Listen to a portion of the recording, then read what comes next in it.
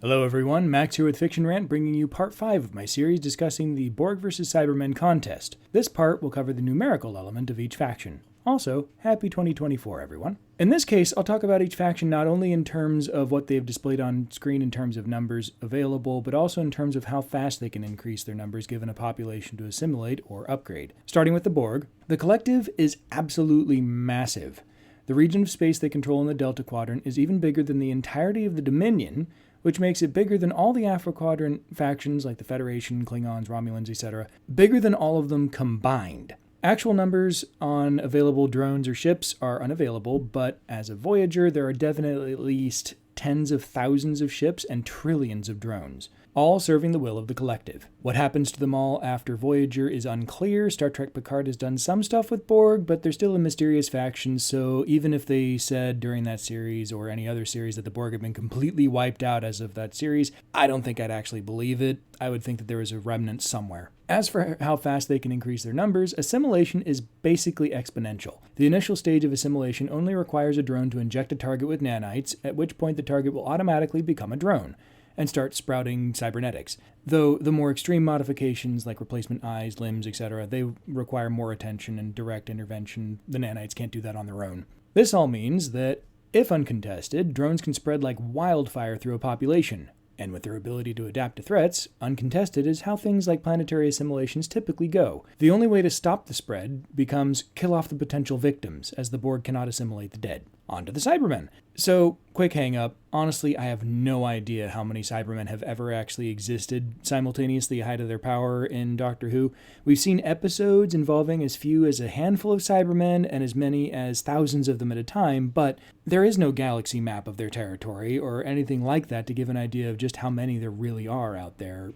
And any map like that would be useless anyway because Doctor Who does a lot of time jumping, so at any given point in time, who knows? So for the starting numbers bit, I honestly don't know, but for the sake of argument, I'll start them with a handful of ships with their Cybermen on board. Really though, whether they only have one ship at a time or 1,000, the starting numbers of their ship won't matter versus the Borg, who demonstrably have an absolutely absurdly large armada. As for how fast they can increase their numbers, here's where things get a little interesting. Traditionally, Cybermen could only increase their numbers by capturing people, taking them to a facility, cutting them up, putting their brains into new cyber bodies. This can be done within a few minutes per person, but it has a substantial infrastructure requirement before the process can be done at scale. That's the typical way. Then the Master got involved and gave them a bit of an adjustment. In Death in Heaven, the Master, or Missy at the time, created cyberpollen, basically airborne nanites, which, when in contact with people living or dead, can quickly convert them into Cybermen. There's a bit of a software bug with this method, however, as it sometimes failed to suppress the emotions of the new Cybermen, so they were a little unruly. This is what happened in the case of Danny Pink. Okay, quick mini rant here about Danny Pink and Clara for all you Doctor Who fans out there. I'll admit right now that I don't even watch the show anymore, and a lot of that is because of Danny and Clara. Basically, Claire is the absolute worst, but gets depicted as the good guy by the show. Here she is dating a fellow teacher and military veteran who she repeatedly ignores and stands up for dates because she's off doing stuff with the doctor, and when he rightly gets upset by this behavior and is just like, okay, I guess she's not interested, she tosses it back at him and even goes so far as to say something to the effect of, well, at least I've never killed anyone, referencing his military service. This shuts down Danny completely as, credit to Samuel Anderson who played Danny Pink, you can see the face of a traumatized soldier just shutting down who's just going to take the verbal abuse of a civilian because they really don't understand what he's experienced, and even trying to explain it, it's not worth it. So all of that, and then to put the cherry on top of that interaction, he's the one who apologizes, and she just lets him. No pushback that he did nothing wrong in the interaction, or concession that Clara was being an asshole. Nothing.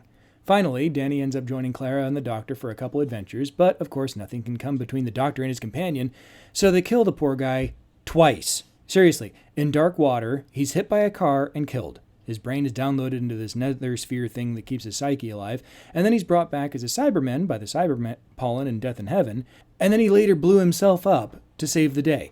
Seriously, Doctor Who must really hate veterans or something. Okay, mini rant over. For the sake of comparison, I'm going to do a more anything goes approach, so I'm going to allow Cybermen to propagate via cyberpollen, which I know is a huge concession in their favor, considering that's the first and last time we ever get to see them do this in the series, but I think it'll make the matchup more interesting, so I'm going to allow it. The alternative, slower upgrade process still works, but this way I get to include zombie Cybermen, and that's just plain fun. So there you go, my summary of the numerical component of this matchup, plus a little ranting about Doctor Who for flavor. What do you all think? Did I miss something on either side? Is Clara your favorite companion because you have poor taste in women? Let me know in the comments, and until next time, live long and prosper, and may the Force be with you.